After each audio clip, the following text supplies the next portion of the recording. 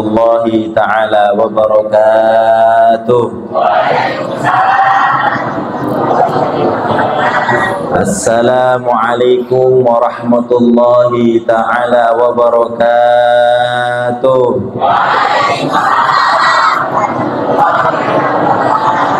Assalamualaikum waalaikumsalam warahmatullahi ta'ala wabarakatuh.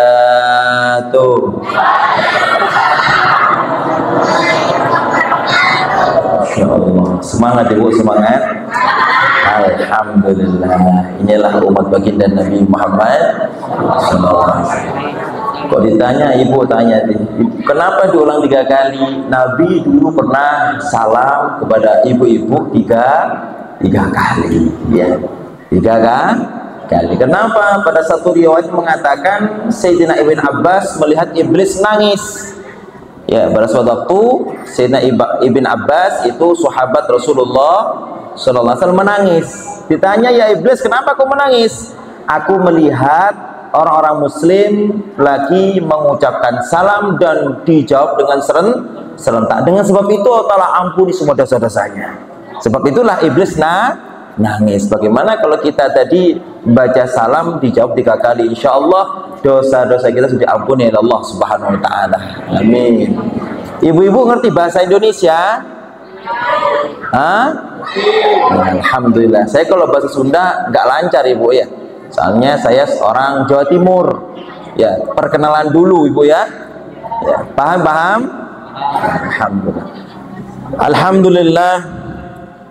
Alhamdulillah ala ni'amil garra wa ala'i tatara wassalatu wassalamu ala sayyidina Muhammad al-mahsusi bijazil bushra wa ala alihi wa ashabihi dhakirin Allah bisirri wal jahran. Allahumma salli wa sallim wa taraham wa tahannan wa takarram wa ta'adham ala sayyidina wa imamina wa qudwatina wa maulana Muhammad wa habibina Muhammad wa qudwatina Muhammad wa munkidina Muhammad wa ka'batina Muhammad. Al-Fatih lima ublik wal khatim lima sabak nasiril haqi bil haq wal hadi ila siratikal mustaqim sallallahu alaihi wa ala alihi wa ashabi haqqa qadrihi min daril azim. Subhanaka la ilma lana illa ma 'allamtana innaka antal alimul hakim. Rabbi shrah li sadri wa yassir li amri wa hlul 'uqdatam min lisani yafqahu qawli. Syadid lisani wa hadi qalbi bijahin Nabi sallallahu alaihi wasallam ya arhamar rahimin, amma ba'd. Segenap para panitia dan bapak-bapak DKM yang mana dengan sebab beliau terselenggaranya acara mulia ini, kita haturkan kepada beliau-beliau, mudah-mudahan beliau semuanya dipanjangkan usianya oleh Allah, dilancarkan rezekinya oleh Allah, disolehkan keluarganya oleh Allah, dan dikabul semua hajatnya oleh Allah Subhanahu Wa Taala. Dan semua para donatur yang menyumbang tenaga, menyumbang materi untuk terselenggarakannya acara yang mulia ini di Masjid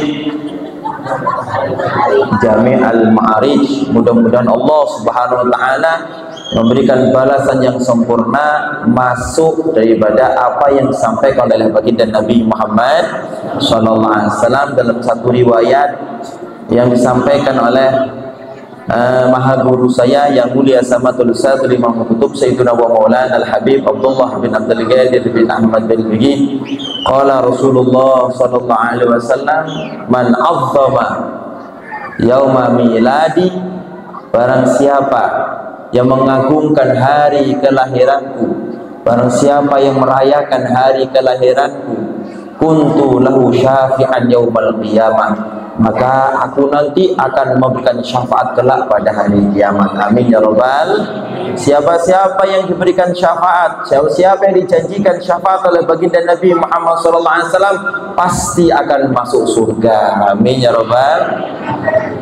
Para jamaah yang dimuliakan oleh Allah Subhanahu wa taala, Alhamdulillah pada siang yang penuh barokah ini di Masjid Jami' Al-Ma'arij ini kita dikumpulkan oleh Allah Subhanahu wa taala, tidak lain tidak bukan kita kumpul bersama di sini karena kita mengagungkan baginda Nabi Muhammad sallallahu alaihi wasallam. Kita mencintai baginda Nabi Muhammad sallallahu alaihi wasallam. Kita mengharap syafaat Rasulullah sallallahu alaihi wasallam. Kita memohon kepada Allah Subhanahu wa taala dengan berkumpulnya kita ini, dengan duduknya kita ini di majelis, terlebih-lebih kita duduk di masjid. Ya, kata Maha Guru saya mengatakan, apabila kita ingin mudah dijadikan orang soleh, kalau kita ingin anak cucu kita dimudahkan menjadi orang soleh, ya maka duduklah di tempat yang di situ banyak malaikatnya Allah Subhanahu wa taala. Jadi dalam satu riwayat hadis mengatakan apabila ada seseorang masuk masjid, ini bahas bukan Maulid Nabi Muhammad SAW, nanti bahas Maulid Nabi Muhammad SAW. Jadi kata Maha Guru saya yang mulia Habib Abdurrahman mengatakan sebenarnya kita kalau mau jadi orang soleh sangat mudah. Kalau kita ingin menjadi orang soleh, istri kita dijadikan orang soleha, anak cucu kita mudah tertuntun jadi orang soleh-soleha. Salah satu cara yang paling mudah yaitu hendaknya kita menyenantiasakan di tempat atau meletakkan istri kita atau menyuruh suami kita atau memerintahkan anak kita untuk duduk di tempat yang di situ dipenuhi malaikat-malaikatnya Allah Subhanahu wa taala. Dalam satu riwayat hadis mengatakan bahwa apabila ada seseorang duduk di masjid, ya, duduk di masjid, para malaikat itu hadir di masjid tersebut memintakan ampun kepada Allah Subhanahu wa taala kepada orang yang duduk di masjid. Jadi kita setiap detiknya malaikat-malaikat Allah Subhanahu wa taala itu memintakan ampun atas dosa-dosa kita. Sedangkan Imam Ghazali mengatakan inna sholatal malaikati lam turadda. Sesungguhnya salatnya malaikat tidak mungkin ditolak oleh Allah Subhanahu wa taala. Apa salatnya malaikat? Salawatnya malaikat yaitu istighfar. Timbul pertanyaan, kenapa tatkala kita duduk di masjid dimudahkan menjadi orang soleh? Perhatikan, ini perhatikan. Ya, orang itu akan mudah melaksanakan taat, orang itu mudah meninggalkan maksiat karena satu sebab, hidayah. Manakala seseorang itu banyak dosanya, manakala orang itu banyak salahnya, manakala orang itu penuh dengan noda dari beberapa perbuatan yang ia telah amalkan, dari beberapa pelanggaran, maka rizki Allah SWT sulit untuk masuk kepada kita. Kenapa doa kita nggak diterima oleh Allah Subhanahu wa taala? Kenapa anak-anak kita sulit untuk diajak baik? Kenapa anak-anak kita sulit untuk diajak untuk taat? Kenapa? Satu sebabnya dosa. Ya, perhatikan.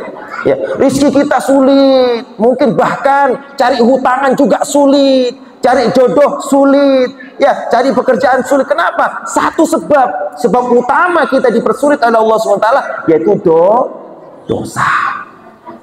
Oleh sebab itu di dalam thariqah mengatakan kalau orang mau masuk thariqah, jalan pertama agar menjadi orang yang ahli thariqah yaitu bertaubat kepada Allah Subhanahu wa taala. Nah, ini satu sebab. Berhubung kita sekarang diberi hidayah oleh Allah Ta'ala untuk bisa duduk di majelis ini, yang saya katakan tadi dalam satu hadis bahwa apabila ada orang duduk di masjid, maka para malaikat memintakan ampun atas dosa-dosanya. Kalau mungkin kita banyak istighfar sulit diterima karena hatinya belum ikhlas. Tapi kalau para malaikat memintakan ampun kepada kita semuanya, maka niscaya kita nanti keluar dari majelis ini akan bersih dosa-dosanya. Amin ya rabbal. Apabila sudah bersih dosa-dosanya, maka rizki Allah Subhanahu wa taala akan turun kepada kita. Rizki yang paling afdal yang harus kita pikirkan yaitu rizki hidayah. Paham Ibu? Paham? Ibu paham nggak? Paham nggak ini? Ya, jadi kenapa kita doanya kita sulit diterima? Kenapa urusan kita dipersulit oleh Allah? Kenapa muncul warna-warni musibah, warna-warni kesusahan, warna-warni kesulitan? Satu sebab dosa. Karena sebab dosa. Bagaimana caranya biar dosa itu hilang? sehingga karunia Allah Subhanahu wa taala, hidayah Allah Subhanahu wa taala, rizki Allah taala itu sampai kepada kita. Salah satunya yaitu kita meminta ampun atas dosa-dosa kita. Salah satu daripada cara agar kita diampuni dosa-dosanya yaitu duduk di majelis ilmu, terlebih-lebih duduk di masjid. Memang sekarang ini kita ini duduk di dalam acara apa? Maulid baginda Nabi Muhammad. Itu judul saja, tapi intisarinya itu mengaji. Mengaji apa? Mengaji mengenalkan diri kita kepada Allah, mengenalkan diri kita kepada baginda Nabi Muhammad Sallallahu Alaihi Wasallam. Kenapa seseorang itu banyak jauh daripada jalan yang telah dicontohkan oleh baginda Nabi Muhammad SAW? Karena jauh daripada Nabi Muhammad SAW, kan tidak mengenal baginda Nabi Muhammad SAW. Ya, maka kita sekarang alhamdulillah diberikan hidayah oleh Allah Subhanahu wa taala. Tidaklah kita diberikan hidayah kecuali saat ini Allah taala menginginkan untuk menghapus dosa-dosa kita semua. Amin ya rabbal alamin. Para jamaah yang dimuliakan oleh Allah Subhanahu wa taala, Al-Imam Syafi'i radhiyallahu taala anhu pernah berkata. Imam Syafi'i radhiyallahu anhu pernah berkata. Kata beliau mengatakan, man jama'a li maulidin Nabi Muhammad sallallahu alaihi wasallam ikhwanan. Ini Masya Allah yang paling banyak pahalanya itu para DKM, Bapak Panitia dan seterusnya, yang mana beliau-beliau menjadi sebab kita bisa kumpul di sini semuanya. Ya, beliau-beliau menjadi sebab ya kita semua bisa ngaji mengenal baginda Nabi Muhammad sallallahu alaihi wasallam. Ya, acara ini acara mulia yang mana ya sebenarnya ini bukan acaranya Pak DKM, bukan acara panitia, tapi acara Rasulullah Sallallahu Alaihi Wasallam. Yang undang kita hadir di sini baginda Nabi Muhammad Sallallahu Alaihi Wasallam. Ya. Jadi kata Imam Syafi'i mengatakan, man jama'a li maulidin Nabi Muhammad Sallallahu Alaihi Wasallam. Barang siapa yang mengundang saudaranya, barang siapa yang mengumpulkan tetangganya, barang siapa yang mengajak saudara-saudara untuk mengadakan maulid Nabi Muhammad SAW, untuk membaca maulid baginda Nabi Muhammad SAW, untuk mendengarkan sejarah baginda Nabi Muhammad SAW, kemudian wahayya alahum ta'ama, menyediakan makanan. Ada apa ini? Ya, makanan, minuman. Ya, ini yang menyediakan siapa? Panitia. Ya, ini ada dalilnya. Ya, wahayya lahum ta'aman, kemudian serta mengundang, mengumpulkan saudara-saudara, kemudian menyiapkan makanan. Wa amila fihi ihsanan, kemudian tatkala itu setelah dikumpulkan, disiapkan makanan, ya, mengamalkan kebaikan-kebaikan, mengamalkan silaturahmi, membaca sholawat, membaca Al-Quran, berdoa bareng, bertawasul kepada baginda Nabi Muhammad Sallallahu Alaihi Wasallam. Apa fadilahnya? Orang yang melakukan tadi bu'itha yaumal qiyamah, akan dibangkitkan kelak pada hari kiamat ma'as siddiqin was salihin, akan dikumpulkan dengan para sahabat dan para orang-orang yang soleh. Amin ya rabbal alamin. Jadi mana di antara kita ingin kelak tatkala dibangkitkan, walaupun dunianya bukan sahabat, di dunianya bukan orang soleh, kalau kita ingin bangkit dari kubur kita, dikumpulkan dengan para sahabat, dikumpulkan dengan orang-orang soleh, maka usahakan walaupun mungkin setahun sekali, atau lebih bagus sebulan sekali, atau seminggu sekali, adakan pembacaan maulid Nabi Muhammad Sallallahu Alaihi Wasallam. Ya, bukan di bulan maulid saja, khusus di bulan maulid, tapi umumnya di setiap hari kita harus bersyukur kepada Allah, yaitu membaca salawat dan mengingatkan hati kita agar kita ingat kepada baginda Nabi Muhammad Sallallahu Alaihi Wasallam. Paham Ibu? Paham? Ya.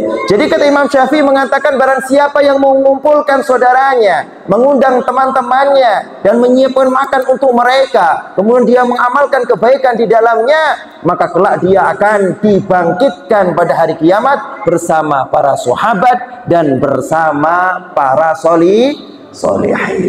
Masya Allah. Amin ya rabbal. Wa yakunu fi jannatin na'im, maka kelak dia akan di surganya Allah Subhanahu wa ta'ala. Ini sekelumit, setetes daripada keutamaan kita mengadakan maulid Nabi Muhammad Sallallahu Alaihi Wasallam. Kenapa sebegitu besarnya fadilahnya? Karena intisari alam semesta ini Allah Ta'ala ciptakan dengan satu tujuan, agar kita kenal kepada Allah Subhanahu wa Ta'ala. Tidak mungkin kita bisa kenal kepada Allah, tidak mungkin kita bisa melakukan beribadah kepada Allah, beriman kepada Allah, melakukan sholat, melakukan zakat, melakukan warna-warni ketaatan tanpa tuntunan dari baginda Nabi Muhammad Sallallahu Alaihi Wasallam. Mustahil kita mengenal Allah, dan mustahil pula kita sekarang ini bisa duduk di majlis ini tanpa undangan. Hubungan batinnya kita bersama baginda Nabi Muhammad Sallallahu Alaihi Wasallam. Ini harus kita syukuri, harus kita fahami. Pada saat ini kita mendapat karunia yang besar dari Allah Subhanahu Wa Taala. Kita bisa bahagia, senang dengan mengadakan, memperingati acara Maulid baginda Nabi Muhammad Sallallahu Alaihi Wasallam. Tujuannya apa? Agar kita mendapat syafaat Rasulullah Sallallahu Alaihi Wasallam. Satu-satunya kunci agar kita mendapat ijabah dari Allah, satu-satunya kunci kita mendapatkan bahagia dari Allah, mendapatkan keselamatan, mendapatkan kemuliaan, mendapatkan anak yang soleh-soleh. Satu, harus kita hubungkan batinnya kita dengan baginda Nabi Muhammad Sallallahu Alaihi Wasallam. Ya, jelas diri semua kita ingin menjadi orang soleh atau orang soleh, ibu-ibu. Halo, ibu. Kita semuanya ingin jadi orang soleh, orang toleh. Kita semuanya ingin jadi orang ahli surga atau ahli neraka? Ahli surga apa neraka? Ahli surga. Insya Allah kita semuanya nanti dijadikan ahli surga oleh Allah Subhanahu Wa Taala. Karena kita ada kecintaan kepada baginda Nabi Muhammad Sallallahu Alaihi Wasallam. Ya, jadi begitu. Ya. Jadi acara ini memang judulnya Maulid Nabi Muhammad SAW, tapi intisarinya yaitu kita mengenalkan diri kita kepada Allah dan kepada baginda Nabi Muhammad SAW. Sebagaimana mahaguru saya yang mulia Samatul Sadr Imam Al-Qutub Sayyidina wa Maulana Al-Habib Abdullah bin Abdul Qadir bin Ahmad Bil-Faqih, beliau pernah mengatakan dalam satu kata mutiaranya, hadaful hayati ithnani. Perhatikan ini, tujuan hidup cuma ada dua. Bukan ingin kaya, bukan menjadi presiden, bukan jadi jenderal, bukan. Tujuan hidup cuma ada dua. Hadaful hayati isnani. Tujuan hidup ada dua katanya. Apa yang pertama? Ma'rifatullah, mengenal Allah Subhanahu wa Ta'ala. Apa yang kedua? Ma'rifatu Rasulullah sallallahu alaihi wasallam, mengenal baginda Nabi Muhammad sallallahu alaihi wasallam. Kita mulai kecil menyembah Allah. Kita ditanya siapa Tuhan Anda? Allah. Tapi kita nggak mengenal siapa itu Allah. Kita nggak mengetahui hakikat siapa Tuhan kita. Berarti pengakuan kita mengenal kepada Allah itu bohong. Bohong. Kita menyembah mulai kecil. Kita diajari sholat. Kita mulai kecil diajari zakat. Kita mulai kecil diajari wirid, tapi kita nggak kenal Allah, maka ibadah kita nggak diterima oleh Allah Subhanahu wa Ta'ala. Ya, nyoba saya tanya kepada ibu-ibu, pertanyaan ibu-ibu, kok Rami sendiri mau pulang? Hah? Masih dapat seberapa jam saya ngisi? Halo, ngerti nggak omong saya ibu? Ibu-ibu ngerti tidak? Ngerti tidak? Saya tanya, ibu mengenal Allah dari mana? Pernah lihat Allah? Hah? Allah itu di mana? Ini harus tahu, Kalau kita nggak tahu, nggak sah iman kita. Ya, kita menyembah Allah Subhanahu wa Ta'ala, sholat duhur, sholat asar, sholat maghrib, tapi nggak mengetahui Allah bagaimana. Ya, makanya itu usulul ilm ada 3. Ya, pokok ilmu yang dipelajari harus 3. Pertama, ilmu tauhid. Ilmu tauhid apa? Ilmu tauhid ilmu yang dibahas di dalamnya tentang ketuhanan. Ya, jadi kita biar tahu kita menyembah Allah, di mana Allah, bagaimana Allah. Ya, karena di alam semesta ini cuma ada 2. Ada Khalik sama makhluk. Apa ibu? Ada Khalik dan makhluk. Saya tuntun sekarang. Tuntun mengenal Allah Subhanahu wa Ta'ala. Ada Khalik, ada Apa Khalik? Zat pencinta Allah Subhanahu wa Ta'ala. Apa makhluk? Semua selain Allah Subhanahu wa Ta'ala. Manusia, malaikat, ya, jin, iblis, dan segala-galanya selain Allah Ta'ala itu makhluk. Ya. Di dalam dua perkara ini kita bisa menemukan bahwa tidak ada itu pencipta yang sejati kecuali Allah Subhanahu wa Ta'ala. Dan kita mengetahui Allah Subhanahu wa Ta'ala dengan satu sifat. Ya, sifatnya makhluk. Apa itu makhluk? Sesuatu yang diciptakan oleh Allah Subhanahu wa Ta'ala. Makhluk sifatnya itu salah satu itu mempunyai sifat dua, gerak dan diam. Perhatikan, saya ajak mikir. Ya, makhluk mempunyai sifat dua, apa? Gerak dan diam. Segala sesuatu yang menerima gerak, segala sesuatu yang menerima diam itu pasti baru. Paham nggak ini? Paham ini? Saya ulang lagi. Ya, di alam semesta ini cuma ada dua, Khalik sama makhluk. Khalik itu Allah Subhanahu, yaitu zat pencipta. Yang kedua itu makhluk. Apa makhluk? Yang diciptakan. Ya, manusia diciptakan. Dari mana kita mengetahui bahwa bumi itu baru? Di mana kita mengetahui bahwa langit ada yang menciptakan? Dari mana kita mengetahui bahwa langit, surga, neraka itu baru? Karena makhluk. Makhluk itu mempunyai sifat dua, gerak dan diam. Setiap sesuatu yang menerima gerak, setiap sesuatu yang menerima diam pasti baru.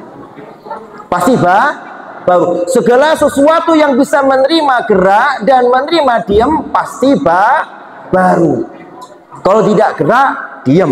Kalau nggak diam, gerak. Dan sesuatu yang baru pasti ada yang menciptakan. Kita masuk di satu ruangan. Perhatikan. Kita masuk di satu ruang. Tiba-tiba di ruangan itu ada kopi yang masih hangat. Kalau otak yang cerdas kita pahami, kira-kira kopi itu ada sendirinya atau ada yang membuat? Loh, ini benar ilmu ini. Wajib kita pelajari. Saya tanya lagi. Kita masuk di dalam satu ruangan. Masuk di dalam satu ruangan. Tiba-tiba tatkala di ruangan itu tertutup, kita nggak mengetahui A, B, C atau fulan siapapun, tiba-tiba ada kopi hangat. Otak yang cerdas, otak yang tidak ada penyakitnya pasti memahami sebelum dia datang pasti ada yang meletakkan kopi. Paham ini? Begitu ke alam semesta, kita mengetahui bumi ini baru karena menerima diam dan gerak.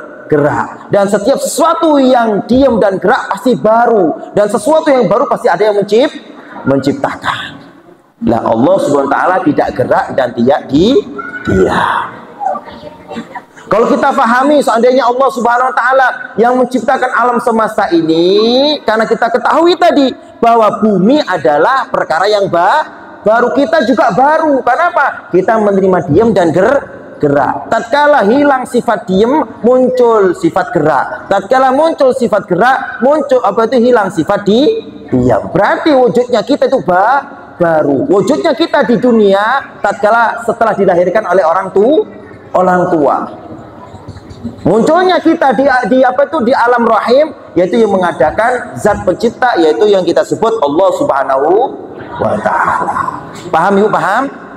Ya. Kalau seandainya Allah Ta'ala itu baru ada yang menciptakan, pasti sebelum Allah Ta'ala ada Allah Ta'ala lagi, ada Allah, tidak ada habisnya. Berhubung Allah Ta'ala bukan seperti kita, maka Allah Ta'ala itu mempunyai sifat khalik, tidak menerima diam dan gerak. Kalau ditanya mana Allah Ta'ala, enggak di mana-mana, karena tidak bertempat. Karena sesuatu yang bertempat itu makhluk. Paham? Ini hukumnya wajib kita pelajari. Sesuatu yang bertempat yaitu makhluk. Allah Ta'ala berfirman, "Walaisa kamitslihi syai'un wa huwas samiul basir." Allah Ta'ala tidak menyerupai kepada makhluk apapun. Kalau Allah ada satu golongan Allah Ta'ala itu bertempat di arsy, bohong. Kenapa? Kalau Allah Ta'ala bertempat di singgasana di arsy, berarti Allah Ta'ala itu seperti manusia, seperti kita duduk bersama. Berarti ada jerimnya, ada tempat, ada waktu, ada tempat yang kosong untuk ditempati oleh Allah Subhanahu wa Ta'ala. Ini mustahil karena diam geraknya sesuatu menunjukkan itu baru, dan Allah Subhanahu wa taala itu tidak baru. Allah taala itu qadim, tidak ada awalnya dan tidak ada akhirnya. Ini sekelumit tentang masalah wujudullah Subhanahu wa taala. Paham Ibu, paham? Nah, ini sekelumit kita buat bekal. Jadi nanti kalau ada muncul di hati kita menyamakan Allah Ta'ala dengan sesuatu, itu dari iblis. Kata ulama mengatakan ma khatara bi balik wallahu mukhalifun lidarik.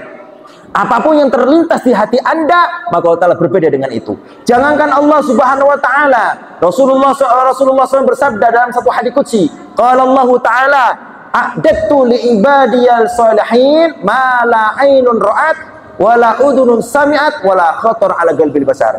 Kata Allah Ta'ala, aku siapkan untuk hamba-hambaku yang soleh, aku siapkan untuk hamba-hambaku yang mukmin sesuatu yang tidak pernah dilihat oleh mata, tidak pernah didengar oleh telinga, dan tidak pernah terlintas di dalam hati orang muslim. Saking indahnya. Apa itu? Surga. Maka mungkin kalau ada orang, oh saya melihat Allah, bohong. Bohong. Kalau sesuatu yang dilihat, berarti ada waktu dan tempat tatkala itu kita melihat Allah Subhanahu. Kapan kita lihatnya Allah Subhanahu wa taala? Nanti tatkala sudah meninggal. Kata Syekh Abdul Qadir Al-Jailani mengatakan, idza matal mayyitu ra'a rabbahu. Apabila seorang sudah meninggal, entah itu Islam atau kafir, semua akan diperlihatkan Allah Subhanahu wa taala. Siapa yang pernah melihat Allah Subhanahu wa taala? Satu, Nabiuna Muhammad sallallahu alaihi wasallam. Maka itu Allah Ta'ala berfirman, wabtagu ilaihil wasilah. Carilah oleh kalian untuk mengenal Allah, carilah oleh kalian untuk mendekat kepada Allah, carilah oleh kalian untuk mendapatkan karunia Allah, wasilah. Siapa wasilah itu? Nabiuna Muhammad sallallahu alaihi wasallam. Nah, duduknya kita sekarang ini cari wasilah agar hati kita dikenalkan kepada Allah, cari wasilah agar kita kenal sama Allah, cari wasilah agar doa kita diterima oleh Allah Subhanahu wa taala. Paham Ibu, paham? Nah, jadi ilmu yang kita jelaskan tadi di atas, bahwa kalau kita ingin mengetahui Allah, yaitu kita memahami makhluknya. Ya, yaitu makhluknya sifatnya gerak dan diam. Kalau Allah Ta'ala nggak gerak, nggak diam, bagaimana? Allah Ta'ala bukan makhluk, tapi khaliq. Ini semua dijelaskan oleh baginda Nabi Muhammad sallallahu alaihi wasallam. Ya, mudah-mudahan kita semua yang hadir di sini dijadikan orang-orang yang kenal kepada Allah Subhanahu wa taala. Oleh sebab itu, ya, ilmu yang paling tinggi yaitu ma'rifatullah, mengenal Allah Subhanahu wa taala. Ya. Para jamaah yang dimuliakan oleh Allah Subhanahu wa taala, Allah Subhanahu wa taala berfirman di dalam satu ayat. Allah Ta'ala mengatakan, Bismillahirrahmanirrahim, wa dzakirhum bi ayyamillah. Wa dzakirhum bi ayyamillah. Wahai asrafar rasul, wahai Muhammad, ingatkanlah semua umatmu, ingatkanlah semua manusia dengan hari-hari Allah Subhanahu wa taala. Ya, ini perintah langsung dari Allah Ta'ala kepada baginda Nabi Muhammad SAW agar kita mengingat hari-hari keagungan yang pada hari tersebut ditunjukkan keagungan Allah Subhanahu wa taala. Ada hari tasyrik, ada hari Arafah, ada hari apa lagi yang hari yang agung? Ya, Isra Mi'raj, ada apa namanya itu? Peperangan Badar, ya, peperangan Uhud, peperangan Hunain, yang mana Nabi Muhammad SAW pernah perang lebih daripada 27 kali perang. Ini Allah Ta'ala perintahkan Nabi Muhammad SAW untuk menjelaskan kepada kita semuanya. Wa dzakirhum bi ayyamillah. Ya. Tatkala kita diberikan nikmat oleh Allah Subhanahu wa taala, diberikan anak, diperintahkan kita syukur tidak? Kita diberi anak oleh Allah Ta'ala, anaknya ganteng, selamat lahir dengan keadaan sehat. Kita diperintahkan syukur tidak? Diperintahkan syukur. Kenapa? Karena itu adalah satu nikmat dari Allah Subhanahu wa ta'ala. Dan segala nikmat Allah Subhanahu wa ta'ala yang Allah sifati, wa in ta'uddu nikmatallahi la tuhsuha. Seandainya kalian wahai manusia menghitung nikmat Allah SWT, mustahil kalian bisa menghitungnya. Ini semuanya setiap satu persatu nikmat wajib kita syukuri. Wajib kita syukuri. Kita diberikan istri, wajib bersyukur. Diberikan anak, wajib bersyukur. Diberikan sehat, wajib bersyukur. Diberikan uang, wajib bersyukur. Diberikan warna-warni kenikmatan, diperintahkan syukur. Bahkan wajib atas perintah Allah Ta'ala, la in syakartum la azidannakum wa la in kafartum inna azabi lasyadid. Ya. Jikalau kalian mensyukuri atas nikmatku, kata Allah Ta'ala, pasti kami Allah Ta'ala akan menambahkan kepada kalian. Akan tapi tatkala kalian mengkufuri nikmat kami, maka kami akan berikan azab yang pedih untuk kalian. Ini dalil atau apa namanya itu satu ultimatum dari Allah Ta'ala bahwa kita diperintahkan syukur atas segala nikmat yang Allah Ta'ala berikan kepada kita semuanya. Bahkan ulama mengatakan an-ni'matu idza syukirat qarrat wa idza kufirat farrat. Nikmat apabila disyukuri akan bertambah dan apabila dikufuri akan hilang. Perlu kita ketahui bahwa semua nikmat yang Allah berikan kepada kita, entah kepada para malaikat, entah kepada para nabi, para rasul, dan semuanya yang sampai kepada kita, ini semua berkat baginda Nabi Muhammad sallallahu alaihi wasallam. Kita bisa punya anak, kita bisa mengucapkan asyhadu alla ilaha illallah wa asyhadu anna muhammadar. Kita bisa mengetahui sholat, kita bisa mengetahui hukum-hukum Allah, kita bisa mengetahui sunnah-sunnah baginda Nabi Muhammad SAW, dan kita bisa merasakan warna-warni kenikmatan dari Allah. Satu sebab bahwa kita diberi Nabi Muhammad SAW. Apabila kita sudah tahu bahwa Nabi Muhammad SAW adalah paling besarnya nikmat, bahkan Nabi Muhammad SAW adalah distributor tunggal, kita bisa mendapatkan nikmat dari Allah Ta'ala, maka kita wajib berterima kasih kepada baginda Nabi Muhammad Sallallahu Alaihi Wasallam. Salah satunya dengan apa?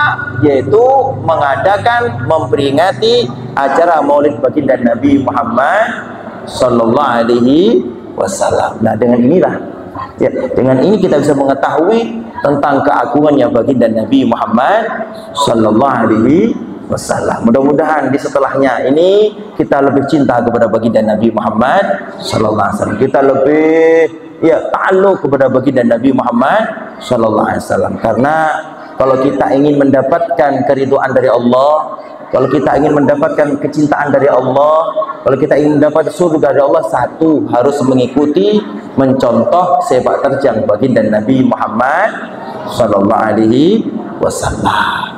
Ya.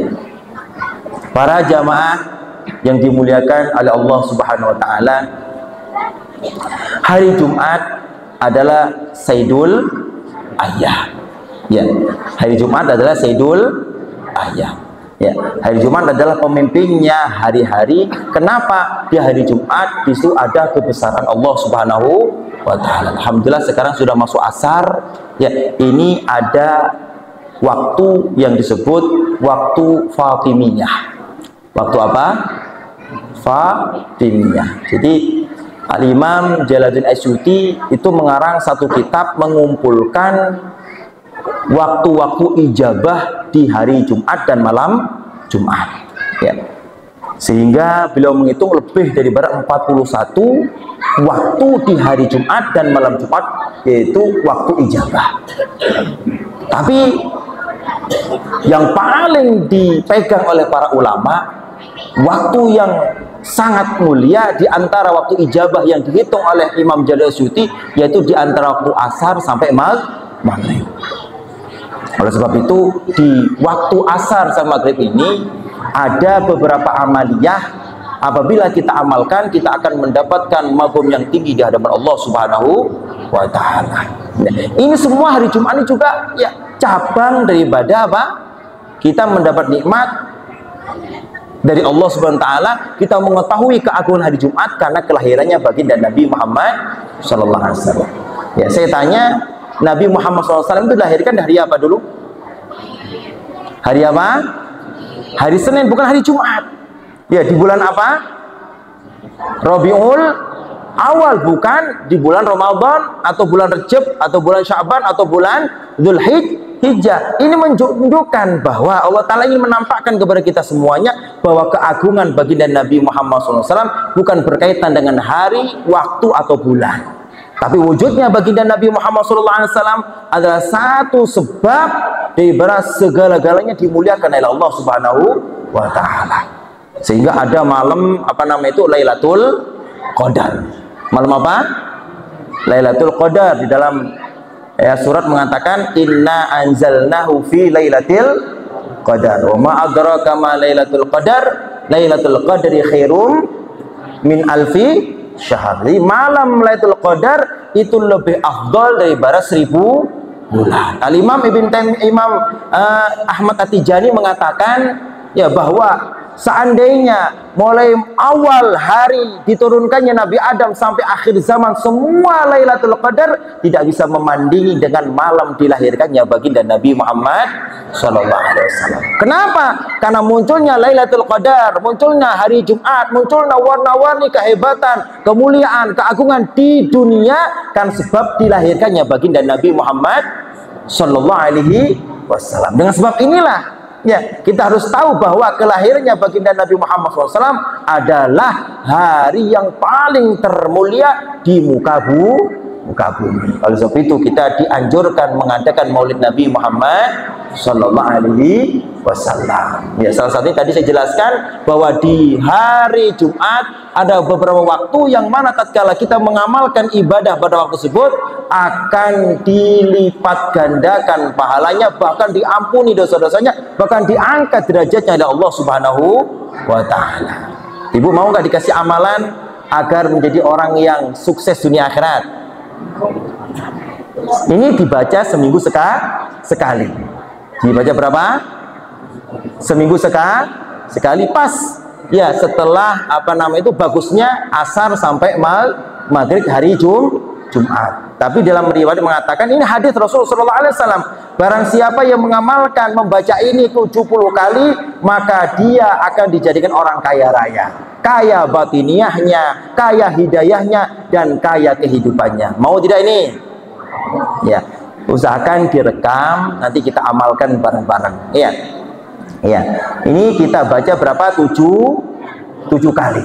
Kata Rasulullah SAW, kalau kita baca 7 kali setiap hari Jumat, khususnya yaitu asar sampai maghrib hari Jumat, maka Allah Ta'ala tidak berlalu 2 minggu kecuali sudah dicukupi kehidupannya. Tidak mungkin banyak hutangnya, akan mendapat rezeki untuk bisa bayar hutang. Amin ya Rabbal. Ini hadis dari baginda Nabi Muhammad SAW. Ikutin saya. Bismillahirrahmanirrahim. Allahumma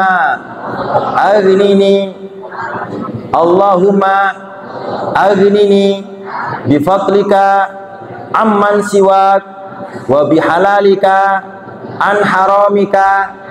Sedikit ini kita ulang-ulang baca berapa? 7 kali. Direkam sebentar. Bismillahirrahmanirrahim.